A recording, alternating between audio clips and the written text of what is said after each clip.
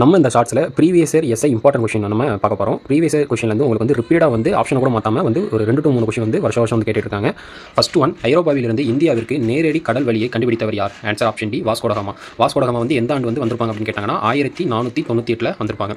Second one, 1964 உருவாக்கப்பட்ட பாலஸ்தீன விடுதலை இயக்கத்தின் மகத்தான தலைவர் யார்? Answer Yasser Arafat.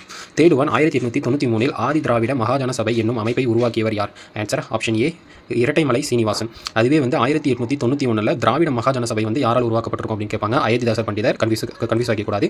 Fourth one, French புரட்சி நடைபெற்ற ஆண்டு எது? Answer option C, 1889. 1757 எதுக்கு வரும் அப்படின்னா பிளாசி 4.